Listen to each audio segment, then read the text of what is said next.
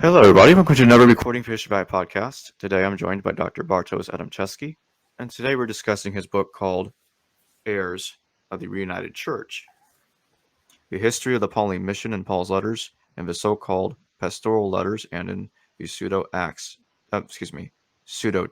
narrative of Acts. I'll leave the links to purchase the book below. Welcome back to the Hello podcast. to everyone. Yeah, welcome back to the podcast. Okay. So I just want to get started on this. When do you date Paul's letters? Again, good evening or good afternoon to everyone. When do I date Paul's letters? It's a very, very complex issue. If you want to have a clear answer, I will say that Paul's letters should generally be dated to the 40s of the first century. So I generally date 2nd Corinthians and Romans to the year 47 after Christ, of the first century. Maybe let's start from the beginning, because Sure. the dating of the letter is just the final outcome of the whole procedure. Let's start with methodology. The problem is how to reconstruct anything in Paul's life. If you take a manual of the life of Paul, for example, I also know German. I go to Germany every year. Students of theology learn from Udo Schnelle's manual Introduction to the New Testament. Almost every student of theology in Germany learns from this book. And then, of course, there is a chapter on the chronology of Paul, the relative and the absolute chronology of Paul. What does he do? He takes the Acts of the Apostles, and he tries to squeeze the letters into the framework of Acts. And this is done by the vast majority of scholars. General New Testament scholars try to combine the two sources, Paul's letters and the Acts of the Apostles. And they try to reconcile the data of both these corpora of writings. So the Pauline writings and the Lucan writings. The problem is that it's not so easy, because we must assume in such a procedure that the Acts of the Apostles is a historically reliable narrative, which is not necessarily true. Why do we do such a thing?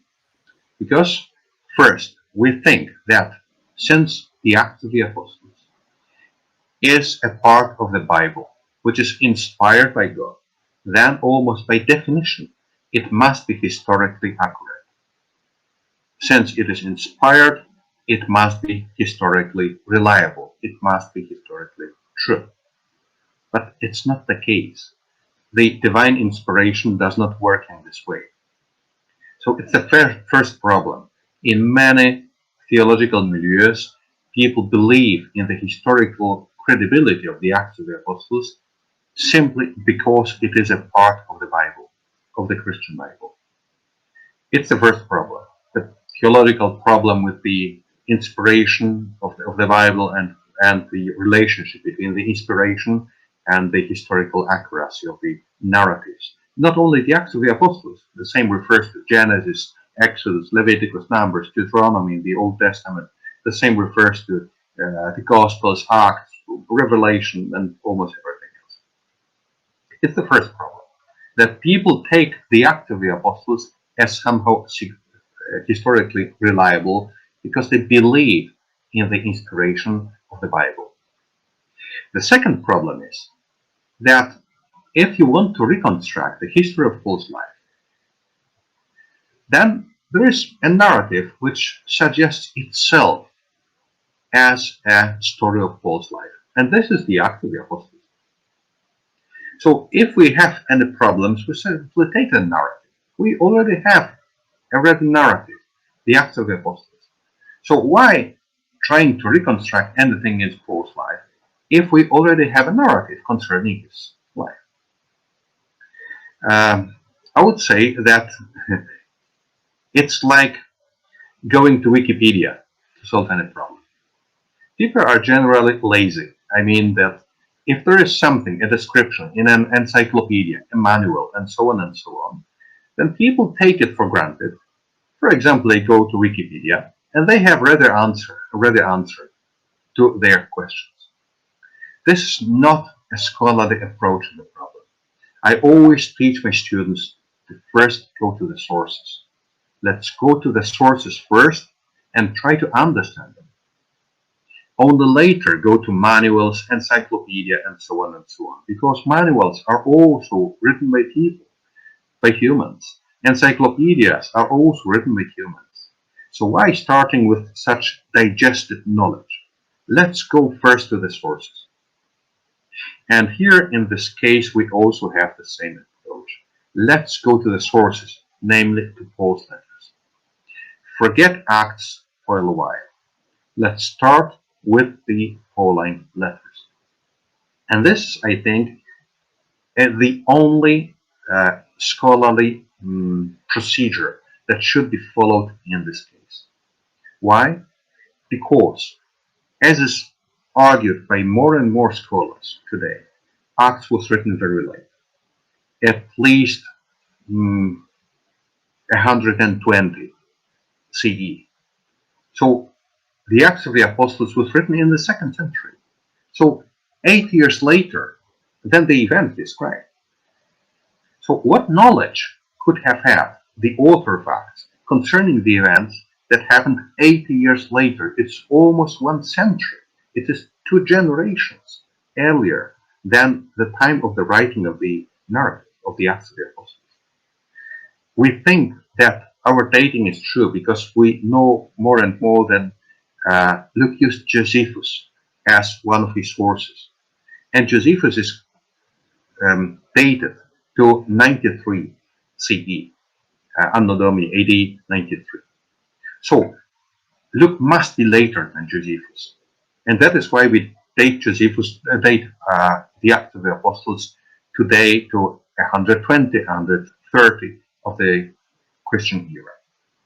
So if there is a span of time of 8 years, 2 generations, what can we know about the events that happened 8 years later? Jacob, you are an American. What happened 8 years ago? 8 years ago, there was the Second World War. Can you remember anything that happened during the Second World War? Can your father remember anything that happened during the Second World War?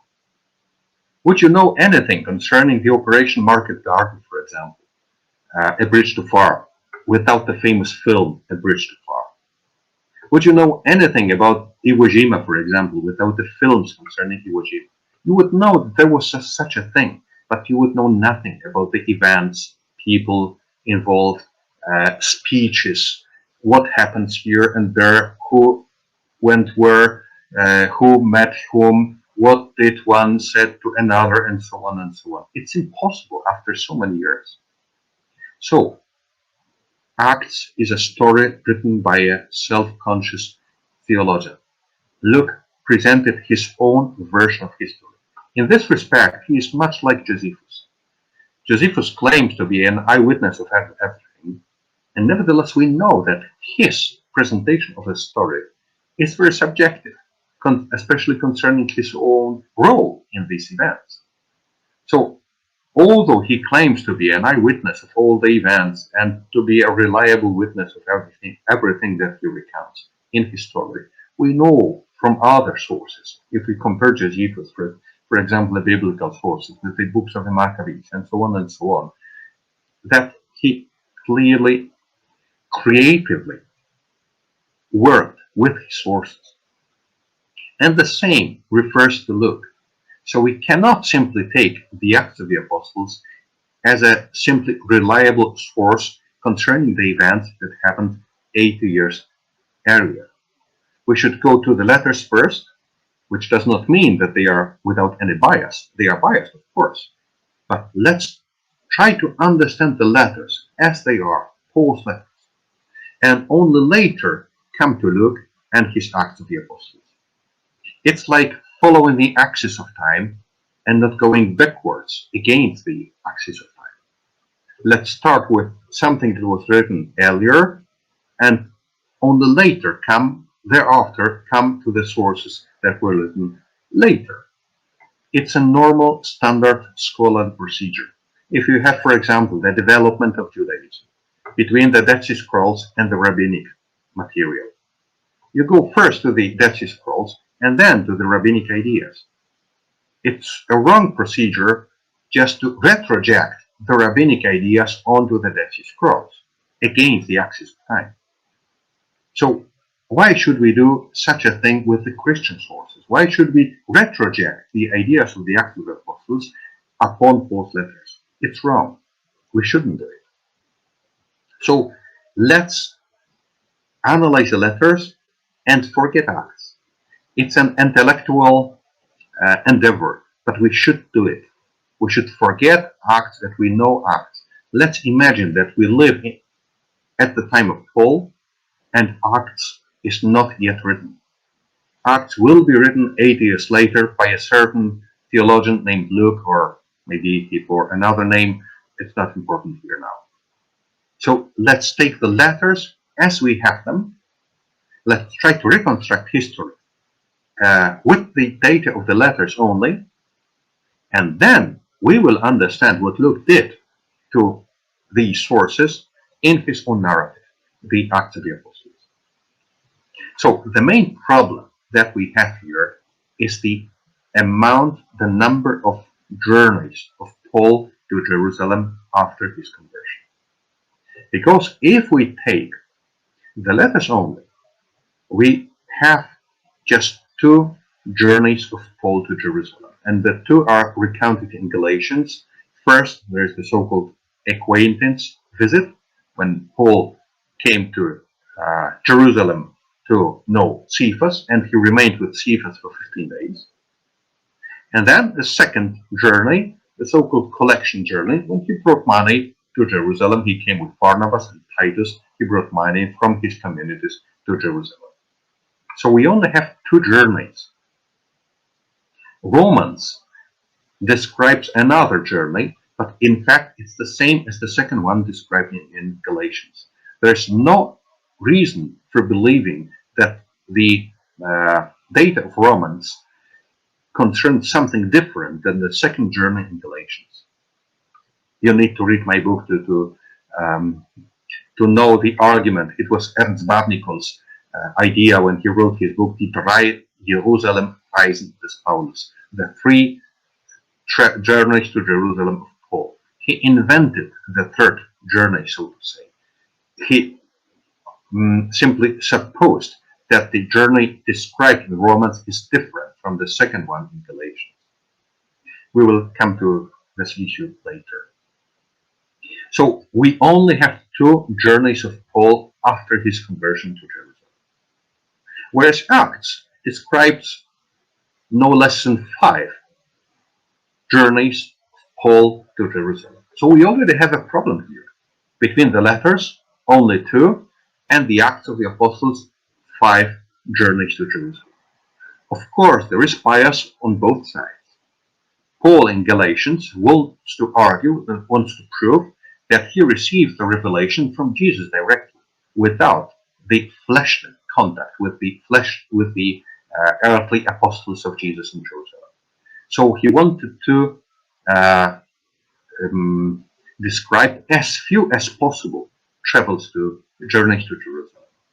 Whereas Luke had the opposite idea. He wanted to prove that Paul maintained good contacts with the Jerusalem community. And that is why he often traveled to Jerusalem, at least 5 times after his conversion. So both sources have their bias, both Galatians and the Acts of the Apostles. Nevertheless, notwithstanding this bias, there is no reason for not believing Paul that he traveled to Jerusalem only 2 times after his conversion.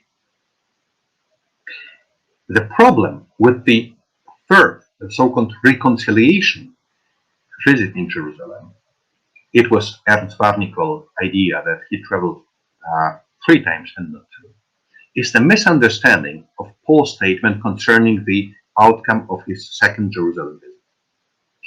In the Greek text of Galatians, it's chapter 2, verse 10, we have a simple statement. The idea of the Jerusalem apostles, monon ton ptochon hina menemo neomen, only that we should remember the poor. And the answer of Paul is here crucial to understand the whole chronology of Paul's life. Hokai espuda za auto tuto poiesen. Paul uses here two aorists, which normally refer to the past.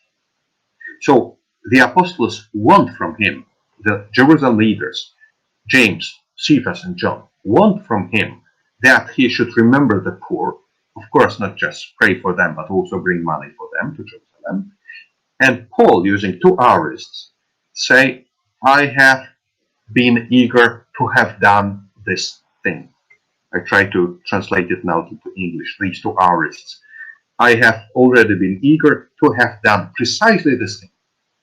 So he argues, I have already done it, what you want from me. It's a problem of Barnabas. Maybe he will come back again with the money. I have already done it. So there's no reason to suppose that there was another journey of Paul to Jerusalem.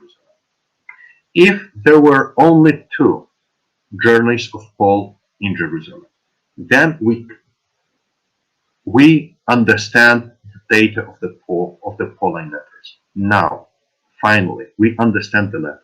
Namely, we understand the differences that are between the period before the second Jerusalem meeting and the Antiochene clash with Cephas and the people of James in Antioch, and the period after this visit. So we clearly have two different stages of Paul's activity, which are quite different from each other.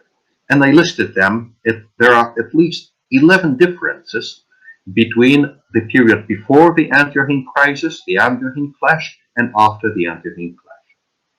Before the Antiochene crisis, before the second visit to Jerusalem, Paul wrote 1 Thessalonians as the earliest letter, and I think that most scholars agree that this is the earliest letter of Paul the Apostle. So he wrote 1 Thessalonians, 1 Corinthians, in which he mentions the beginning of the collection, then 2 Corinthians, in which in chapter 8 and 9 he develops the idea of the collection and he justifies the collection, and Romans, in which he summarizes the outcome of the collection, that the collection is already ready, and I go to Jerusalem with this money for the saints in Jerusalem. So these four letters were written before the second journey to Jerusalem and before the Antiochene crisis. 1 Thessalonians, 1 Corinthians, 2 Corinthians, and Romans. Then, after the Antiochene crisis, we have a breach between Paul and the Jerusalem leaders. And at that time, Paul wrote Galatians and Philemon and Philippians, already in prison. So we have the 7 letters, which belong to the so-called homologumena, as Eusebius called them, in the 4th century, the commonly professed letters, the undoubtedly authentic letters of Paul. 4 of them written before Antioch, and 3 of them written Galatians, Philemon, and Philippians, written after the Antiochene crisis. And as you read these letters, you immediately note the differences. The first is the idea of the church. After the Antiochene crisis, there is the Eucharistic schism in the church with no perspective for reconciliation. And this is the most important fact here. There was no reconciliation during Paul's life. The whole idea of the Acts of the Apostles, that there was another journey of Paul to Jerusalem, final journey, with the reconciliation between Paul and the Jerusalem leaders, is fiction. There was no such a thing as final reconciliation during Paul's life. They ended up in a schism of the early church. The clash at Antioch brought a schism between Paul and his followers on one side, and Cephas, Barnabas also, and the leaders of Jerusalem church on the other side. So after the Antiochene crisis, we have a Eucharistic schism in the church with no perspective for reconciliation. The second difference is the new objective of Paul's opponents. Before the Antiochene crisis, Paul described his opponents as undermining his authority, like Cephas, Apollos in Corinth, and so on and so on. After the Antiochene crisis, what comes to the fore is the issue of bodily circumcision. It was not a problem before. Before the Antiochene crisis, Paul maintained that circumcision and uncircumcision counts for nothing. What is important is the new creation. After the Antiochene crisis, the issue of circumcision becomes the most divisive factor, and we can see it in Galatians and also Philippians. Then another difference is the perspective of Jerusalem.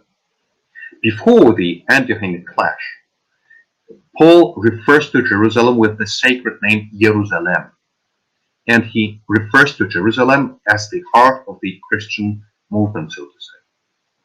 After the Antiochene clash, he refers to Jerusalem with the more secular name Hierosolima. Moreover, he describes Jerusalem as being in slavery. If you read Galatians, it's strange. For him now, Jerusalem remains in slavery. It's the Hagar part of the covenant, and remains in Jerusalem is profane and remaining in slavery. Another difference is the issue concerning Paul's citizenship. Before the Antiochene clash, he presented himself as a Jew, and he quite naturally wanted to travel to Jerusalem.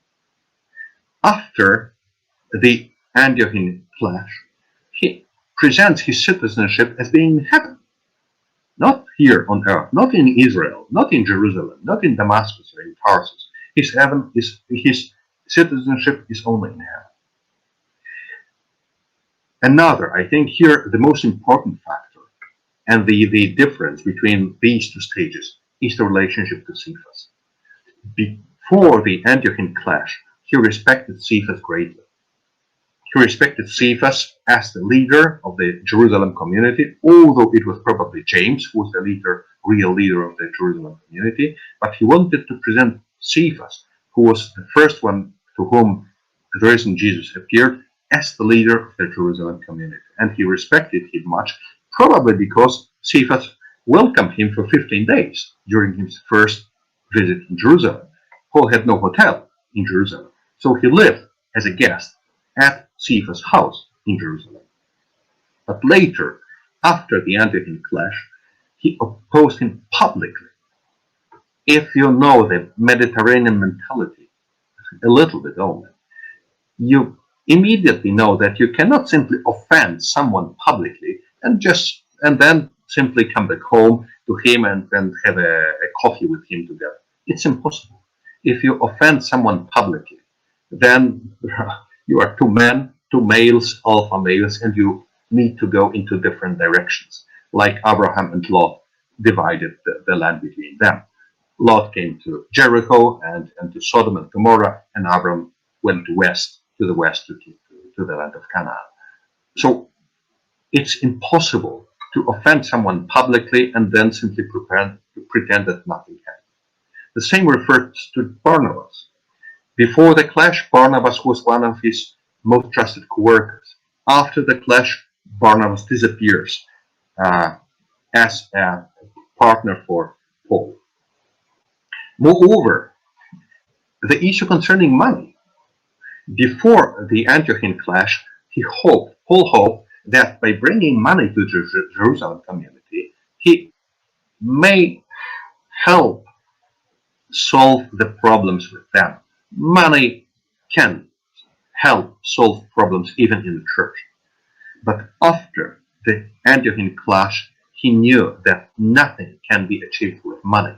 If he publicly offended Cephas, no money can appease such a public offense of the leader of Christianity. So, if before the Antiochene clash he gathered money for the Jerusalem community, After the Antiochene clash, in Galatians and Philippians, he gathers money for himself. At least he politely suggests to the Galatians and the Philippians that they should bring the money to him, no more to Jerusalem, but to him, to Paul. Now they imprisoned Paul in Rome, and they do it. And the last difference is the perspective of the mission. Paul had a very simple idea of missionary activity, which is greatly changed in the Acts of the Apostles. The Acts presents Paul as acting stage-wise, and there are 3 stages of Paul's activities, the so-called missionary journeys of Paul. Every student of theology studies these journeys. But this is Luke's theological idea. And he, at the beginning of the Gospel, he clearly explained to Theophilus that he will explain things catexes, in order, one after another. So he presents Paul's activity as divided into 3 stages. First to the Jews in the diaspora with the sermon at Antioch of Pisidia, then to the Gentiles, the pagans, with the programmatic speech at Athens, Areopagus speech, and then to the church with its problems with the programmatic speech in Miletus to the elders of the church in Ephesus. So he divides Paul's activity first to the Jews, then to the Gentiles, and then to the church. The scheme is of course taken from Romans, that the gospel is directed to everyone, the Jew first, and then the Greek. So Luke follows here the idea from the Romans. But Paul himself had a very different idea of strategy of missionary activity. He says in Romans that he started from Jerusalem and Kiklo and around Jerusalem, and he went west. Before the second journey to Jerusalem, he reached Illyricum, which is modern Albania or southern Croatia. What was left? It was Rome, in passing and then going to Spain. So Paul had an idea of going like tsunami from the east to the west. And he says in Romans 15 that during the first stage of his activity, he in 2 Corinthians and Galatians, he said that it took him 14 years. The eastern half of the Mediterranean has already been evangelized. He has already accomplished the proclamation of the gospel there. And there's no place left for him here. He needs to go to Spain, to the west. But after the Antiochene clash, he needs to go to the east again. Why? Because his communities are threatened by the Judaizers from Judea, from Jerusalem and Judea. So he needs to go back to his earlier evangelized areas. At least he writes letters to them. The letter to the Galatians, the letter to the Philippians, because he feels threatened that the areas evangelized by him, Galatia, Macedonia, Achaia, are threatened by the Jerusalem missionaries. Why did they do so? Why did they come to the Pauline realm of action, of missionary activity? Because in the Jerusalem meeting, during the Jerusalem meeting, they agreed upon a division of the world, that Paul should go to the Gentiles and they should go to the circumcised. So, if they succeed in circumcising the Galatians, the Philippians, then Galatia and Macedonia would be their realm, their ecclesiastical church sphere, so to say. So, by persuading the Galatians and the Philippians to be circumcised, they wanted to keep them under their control, direct control of the Jerusalem community. And this is the problem of Galatians and Philippians. So they follow the agreement in Jerusalem. They agreed in Jerusalem that he needs to go to the Gentiles and they need to go to the circumcised one. So if they circumcise Galatia, then Galatia will be theirs. If they circumcise Philippi, then Macedonia will be theirs, and so on. So this is the real problem after the Antiochene clash. So we have here the 2 stages of Paul's life, so to say. Before the second journey to Jerusalem and after the second journey to Jerusalem. There was no third journey to Jerusalem in historical terms. There was a clash between them, and Paul went to Rome. What is important? That Paul went to Rome as a free man. Again, the depiction of the Acts of the Apostles, that Paul came to Rome as a prisoner, is again literary fiction. The letters suggest nothing like this.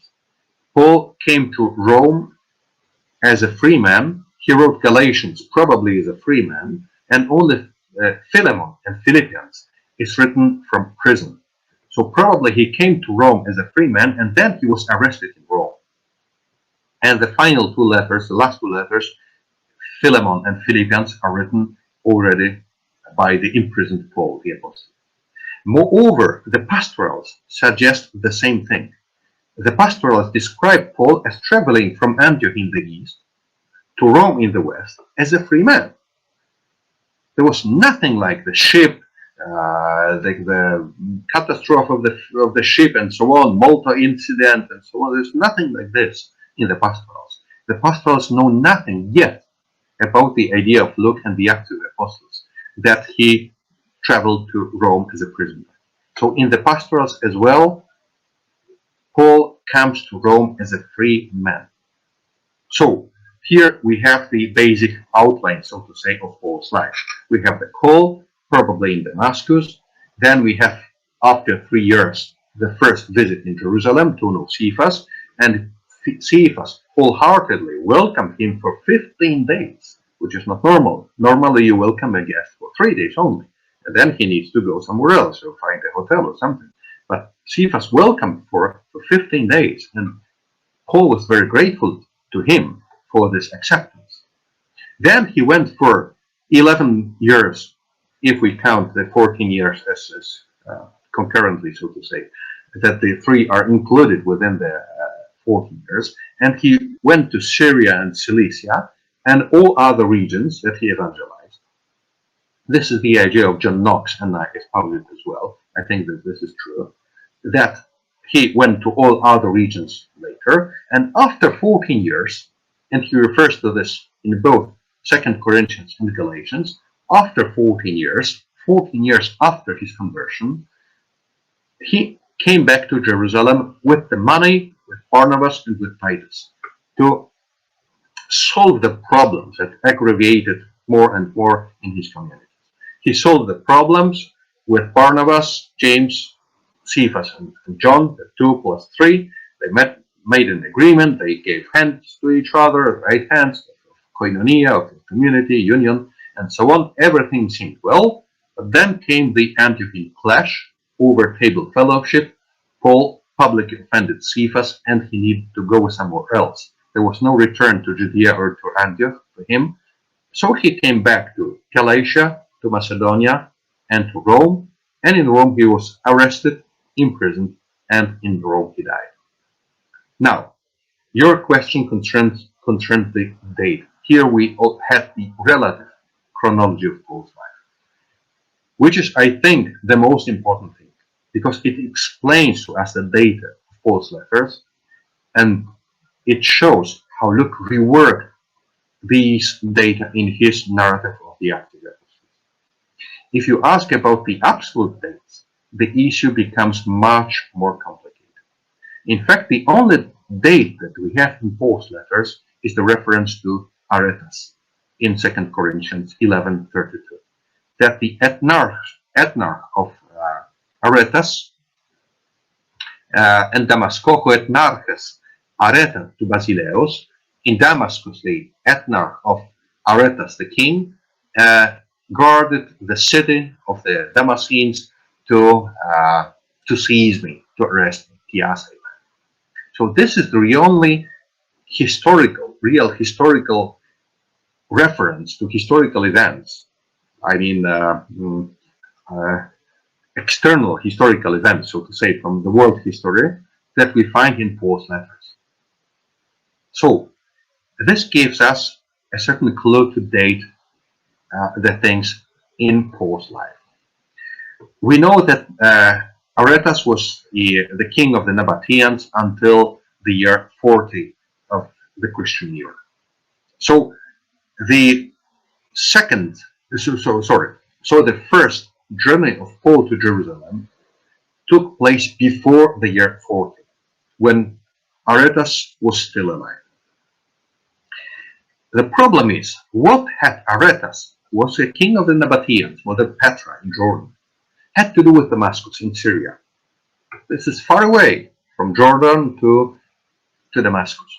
What did he have in common with Damascus? What was the function of the ethnarch of the king Aretas in Damascus? We do not know it. It's very difficult to answer the question. The only answer that can be somehow reliable is that after the war between Aretas, the king of the Nabateans, and Herod Antipas, the tetrarch of Galilee, which happened quite reliably, in 36 of the Common Era, then probably after this war, in the aftermath of this war, Aretas had more influence in Damascus, in Syria, north of Galilee. So it is probably at that time that Paul had to escape from Damascus, as it is described in 2 Corinthians. So we can date the first visit to Jerusalem to the year 36 of the Christian era. Then the conversion must have taken place 3 years earlier, so in 33. The first journey to Jerusalem in 36, and the second journey to Jerusalem 14 years after the conversion. 33 plus 14 makes 47. So the second visit to Jerusalem would take place 47 in the year 47 of the Christian era, and the death probably 2 years later in the year 49 of the Christian era. So quite early, as you can see. So if you ask the question, when were Paul's letters written, I would say that the 4 letters, 1 Thessalonians, 1 Corinthians, 2 Corinthians, and Romans, are written before the second visit to Jerusalem, so before the year 47. And the 3 remaining letters, Galatians, probably not yet from prison. Then Philemon and Philippians, the last one is the letter to the Philippians, the testamental letter, so to say, during his imprisonment in Rome, so approximately during the year 49 of the Christian era, the year of Paul's death, probably, more or less. So, if there are some other clues concerning the absolute dates of Paul's life, it could be the great famine in Judea, which can be dated, according to Josephus, to the years 45 to 47. And this would agree with the idea of gathering money for the poor among the saints in Jerusalem. If there is some coincidence, maybe Luke knew about it while writing the Acts of the Apostles, that it was somehow correlated with the famine, that it is probable that the famine, which was local in Judea, so approximately at the time of 45 to 47 of the Christian era, the Great Famine, and the Queen Helen came to the Jews, and so on and so on. So Paul would do the same. Paul would gather the money for the Jerusalem community approximately at the same time.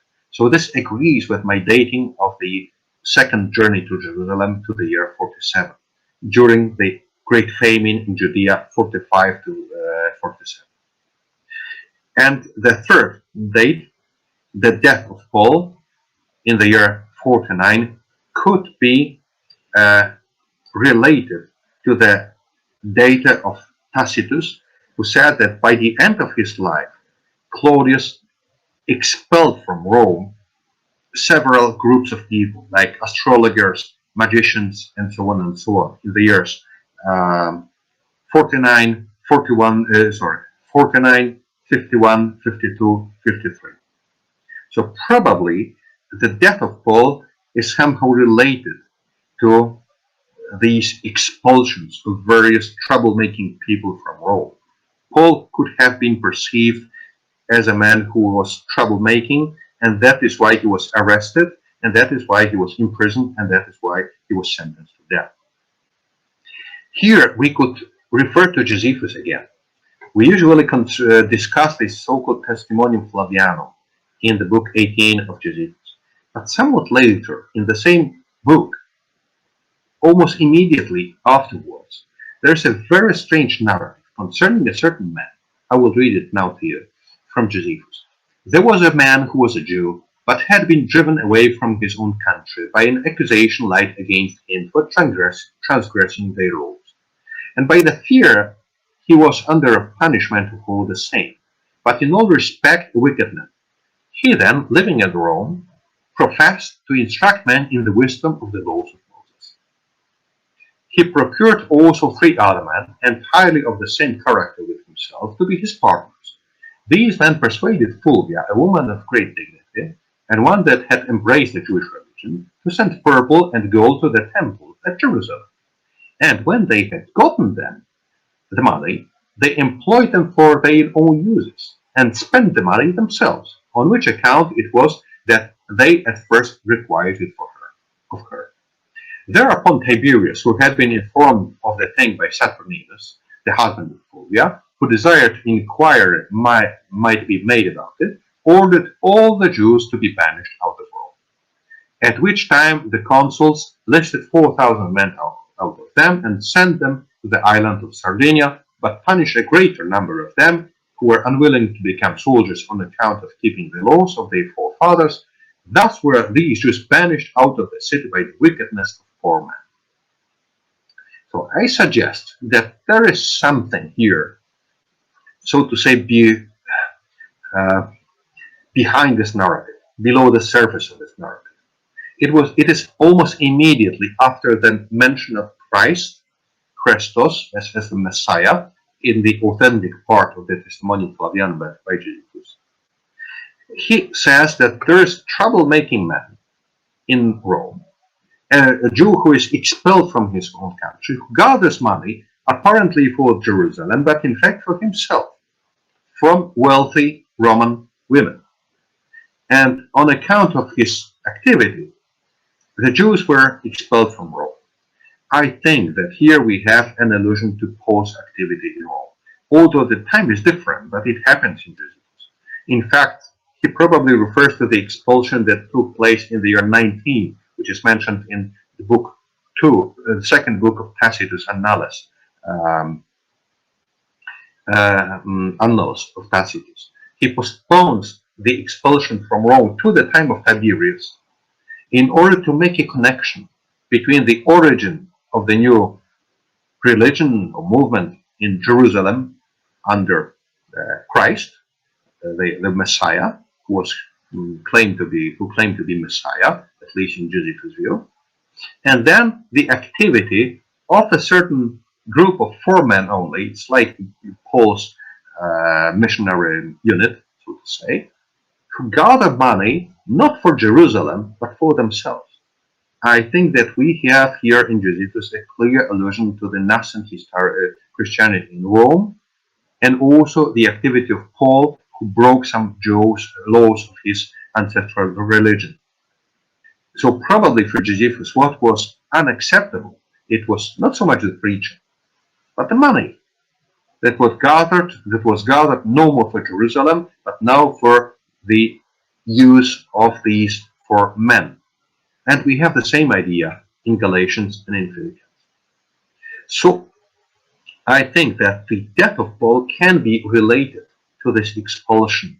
And we know from Tacitus that by the end of his life, Claudius expelled some people, some groups of people from Rome.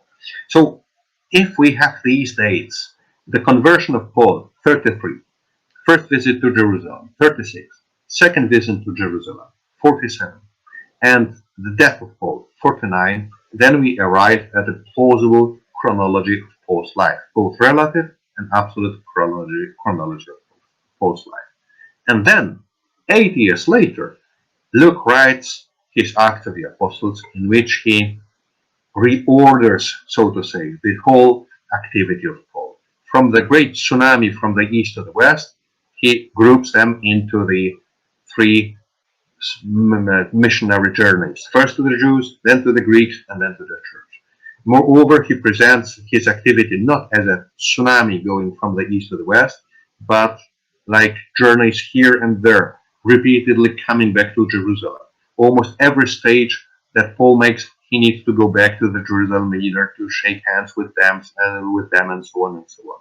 So Luke wants to stress the unity of the church. It is his idea. And this is the title of my book, Curse of the Reunited Church. Because, as I argue, there was no reconciliation between Paul and the Jerusalem leaders during his life. Moreover, this breach, this schism, in fact, lasted for centuries. We have traces of it. For example, in the patristic discussion concerning the date of the Easter, should Easter be calculated according to Jewish law as the 14th of Nisan, or should it be calculated according to Christ's resurrection as Sunday after the 14th of Nisan, and so on and so on. So we had these problems for centuries. Probably they were never historically resolved. The schism has been lasting until now. And it is the task of the theologians to overcome this breach. And this is precisely what Luke does in his narrative. He wants to cover the gap, so to say, between Paul and the Jerusalem leaders by presenting both sides as ready to be in unity with each other. The only problem is at the beginning of chapter 15 that there were many disputes and so on and so on. When Luke uses such words, it must mean something really great. So he conceals the problems of early Christianity, and he writes a story of, say, fluent, so to say, united development of the early church, which was not true, historically saying. And that is why I called my book Curse of the Reunited Church. And I say that the modern ecumenical movement is nothing new. We already have it in the Acts of the Apostles. We already have it in the New Testament. The attempt to bring Christianity back to unity.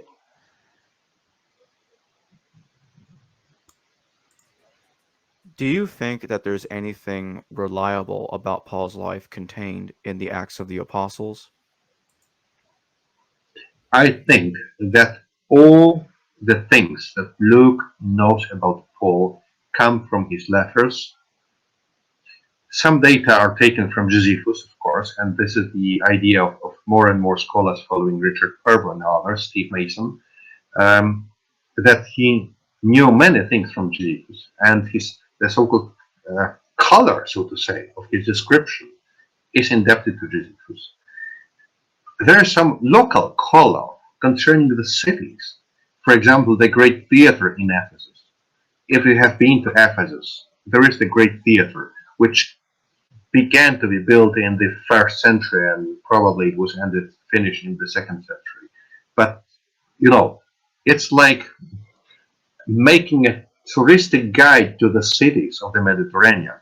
Everyone knows that there is the Eiffel Tower in Paris. So everyone knows that there is the Temple of Artemis in Ephesus. And everyone knew that there was a great theater there.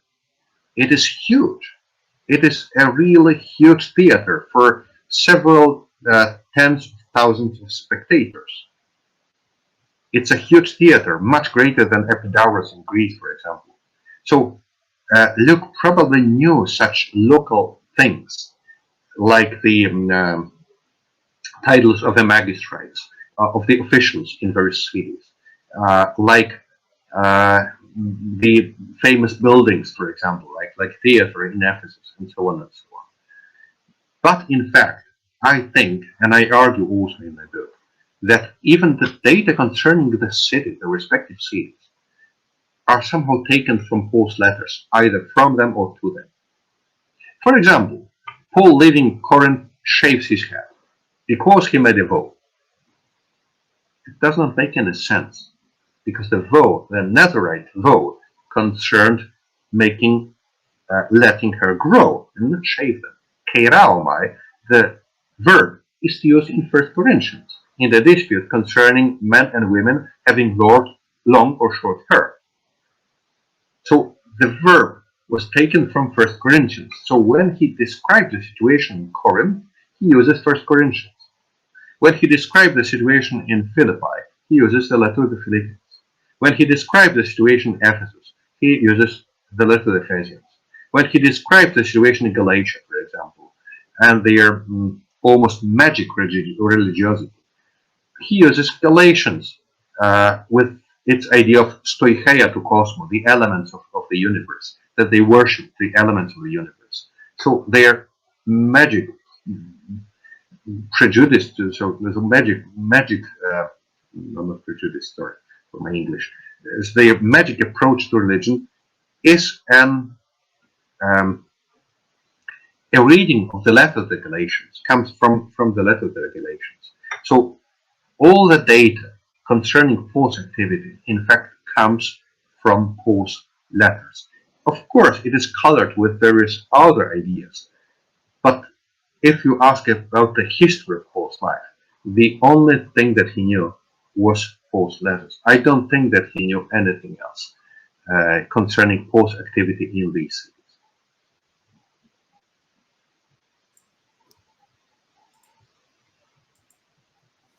Do you think that Paul could have written any letters that we don't have that may have been lost to history?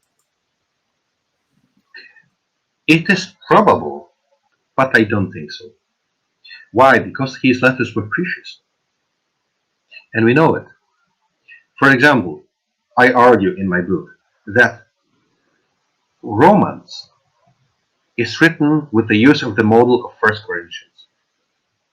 Galatians is clearly modeled on Romans. So Paul himself refers to his earlier written letters as somehow authoritative for him as well. So the letters were too precious to simply be lost somewhere. So it is possible, for example, in 1 Corinthians, in the analysis of 1 Corinthians, we have the famous letter written in tears. And we do not know what he is writing about, what letter it would be. So maybe it is a lost letter. Maybe he refers to 1 Thessalonians or a copy of it. We do not know clearly. But I think that postulating the existence of some lost letters is almost impossible because they were too important for the nascent communities of Christ followers and Paul's followers to simply forget the letters, to simply let them perish somewhere. I think it's implausible. I think that the letters that we have, 1 Thessalonians, 1 Corinthians, 2 Corinthians, Romans, and then at the second stage, Galatians, Philemon, and Philippians, these are the 7 authentic letters of Paul, and I think that they were well preserved. Moreover, they are used in the later New Testament writings. So the first attestation of these letters is not in the manuscripts, 2nd century, 3rd century manuscripts. The first attestation of these letters is in the later writings of the New Testament.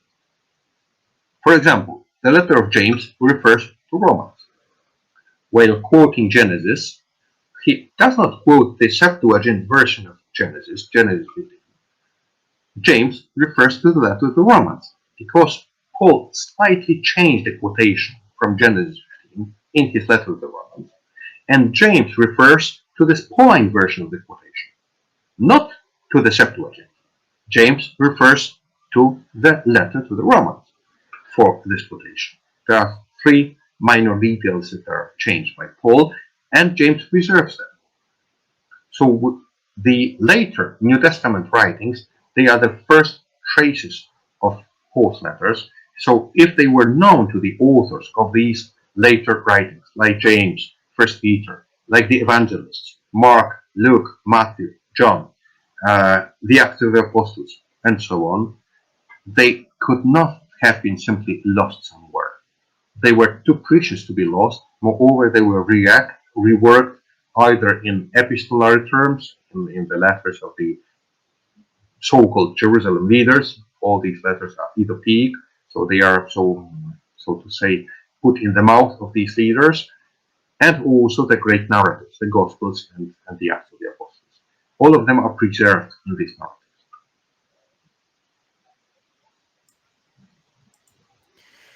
And what do you make of the Crestus disturbance in 49 AD? Some scholars claim that this is really Jesus, and the followers of this Crestus are not following a different person, but it's really Jesus, and these are Jesus followers being kicked out of Rome. Some others say it's just a different person; it has nothing to do with Jesus. Yes, I also discuss it in my book. I think that Crestus here refers to Christ. Although Suetonius knew the name Christiani, but there is some fluidity here, so to say, between Christus and Christus, also in Tacitus. We are not quite sure. We only have one manuscript here that is reliable. So I think that the statement in Suetonius that Judeos impulsore Christo Roma expulit, Christus here refers to Christ. Why such a strange idea that Judeos assidue tumultuantibus, Judeo Christo impulsore Roma expulit? Why such an idea that Christ would instigate the Jews to make troubles in Rome? I think that both Suetonius and Tacitus, they used Josephus' work. Josephus' Antiquities, first the war, the Jewish war, and then the Antiquities, were widely known. Why? Because especially the war was a foundation text of the new the new Flavian dynasty. So it was the war in Judea, the conquest of Judea, was, so to say, the justification of the rise of a new dynasty, the Flavian dynasty.